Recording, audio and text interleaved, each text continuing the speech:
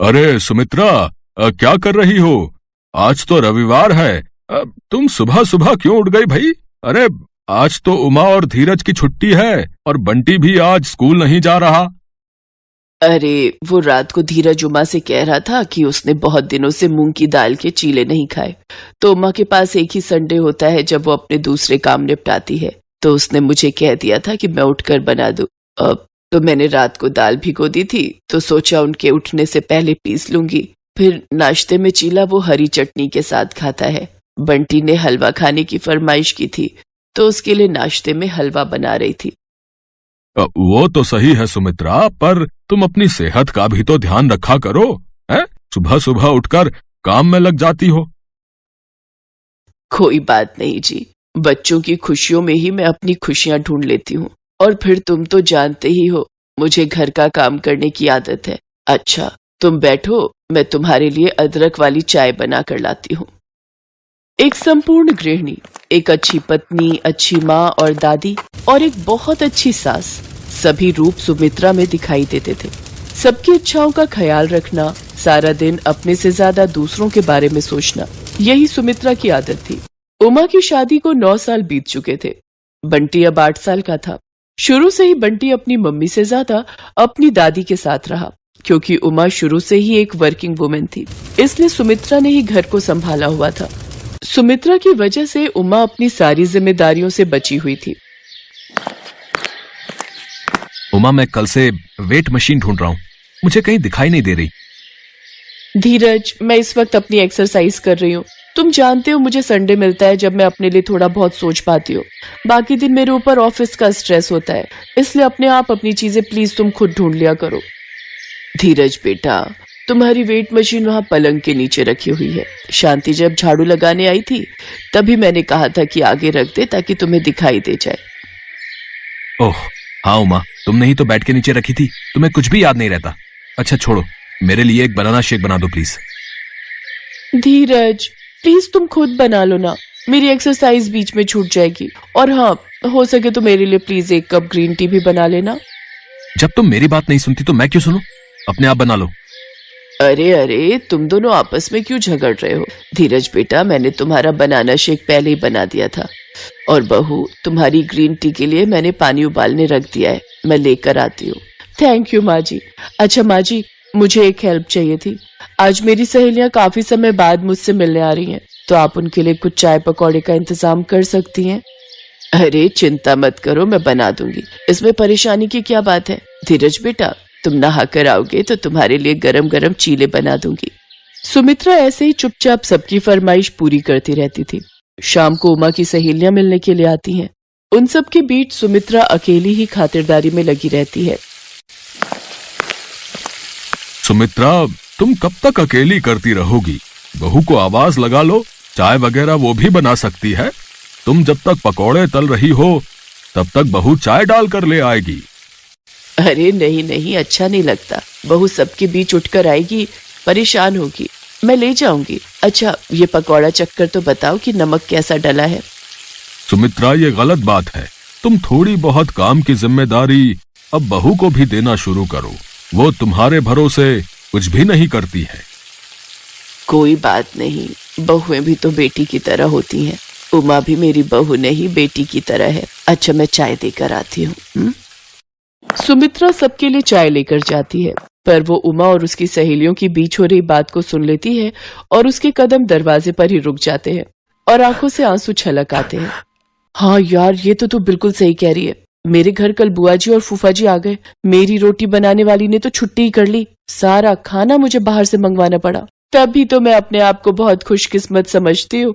मेरी सास तो सारे का सारा घर का काम कर लेती है, बस करना ही क्या है, मीठी मीठी बातें करके माजी माजी कह दो, मिनटों में सारा काम कर देती हैं। मेरी सास को ना मीठी मीठी बातों से बेवकूफ बनाना बहुत ही आसान है। अपनी बहू के मुंह से इस तरह की बातें सुनकर सुमित्रा के हाथ पांव लड़खड़ा जाते हैं और वो बड़ी मुश्किल से अपने आंसुओं को छुपाकर ड्राइंग रूम में जाती है। अरे माँ जी, चाय ले आई। पता है तुम सबको, माँ जी के हाथ की अदरक वाली चाय बहुत ही स्वादिष्ट बनती है, और खासकर पनीर के पकौड़े। बहू, और पकौड़े चाहिए तो आवाज लगा देना। सुमित्रा रसोई में चली जाती है। अगले दिन सुमित्रा के हाथ में एक अटैची थी, जिसे देखकर उमा और धीरज हैरान रह जाते हैं। माँ, आप कहीं जा रही हो? अब बेटा, तुम्हारी माँ अपने मायके जा रही है।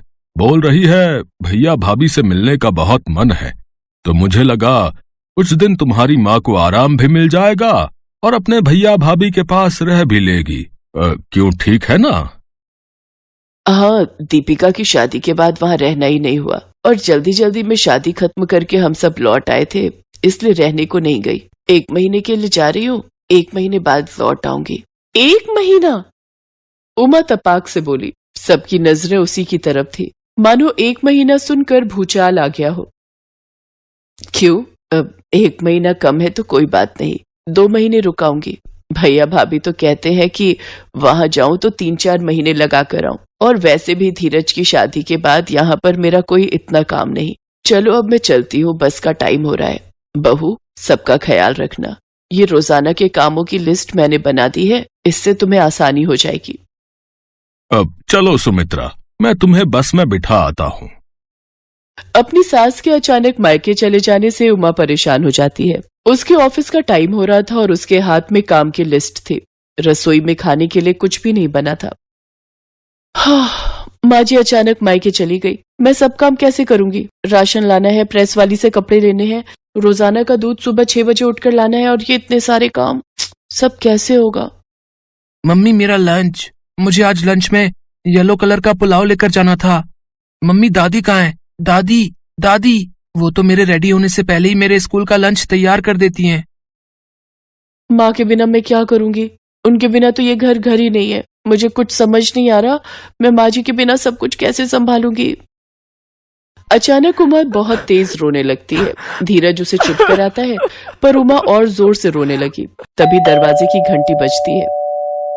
उमा, चुप हो जाओ, लगता है पापा माँ को बस में बिठा कर आ गए हैं। रुको, मैं दरवाजा खोलता हूँ। धीरज जैसे ही दरवाजा खोलता है वो चौंक जाता है। माँ, आप तो मामा जी के घर। अब बस में बैठ भी गई थी तुम्हारी माँ, फिर मेरे से बोली कि ऐसे अचानक से चली गई तो माँ बहू सब कुछ संभाल नहीं पाएगी। बहू को ऑफिस जाना होता है, वो अकेले अचानक से इतना सब कुछ कैसे करेगी? इसी चिंता में वापस लौट आए कि फिर कभी चली जाएगी। उमा अपने आंसुओं को पोंछकर झट से अपनी सास के गले लग जाती है। माँ जी, आपके बिना मैं बिल्कुल अधूरी हूँ। आप घर की नींव हो माँ जी, आपके बिना हम कमजोर हैं। मुझे आपकी बहुत जरूरत है माँ जी। अच्छा, ठीक है, मैं अभी आई हूँ। मुझे पता है मेरे बिना तो कुछ नहीं कर पाएगी। चलो अब आगे से हटो, जल्दी से बंटी बेटा के लिए पीले चावल बना देती हूँ। दादी, मुझे आज स्कूल नहीं जाना, मुझे आपके साथ खेलना है। ठीक है, थिएटर में एक नई मूवी लगी है, आज हम सब मिलकर वो देखने चलेंगे। क्यों पापा? इस घर की हेड तुम्हारी माँ है, जैसा वो कहेगी वैसे ही मैं करूंगा भाई। हाँ। हाँ माँ जी, आज मैं भी ऑफिस नहीं जा रही, मैं भी छुट्टी ले रही हूँ। और धीरज, आज तुम भी छुट्टी ले लो। अरे तुम सब अपने अपने काम पर जाओ, काम वाली आने वाली है। अगर हम सब मूवी देखने चले गए तो घर के काम रह जाएंगे। पिक्चर देखने हम इतवार को चलेंगे। चलो, मैं बंटी और तुम सबके लिए नाश्ता तैयार कर देती हूँ। माँ जी चलिए, मैं भी आपकी रसोई में मदद करती हूँ। उमा अपनी सास की अहमियत समझ चुकी थी। उसे एहसास हो चुका था कि परिवार में बड़े बूढ़ों का साथ होना बहुत जरूरी है, पर साथ ही उनका मान सम्मान बनाए रखना छोटों की जिम्मेदारी होती है।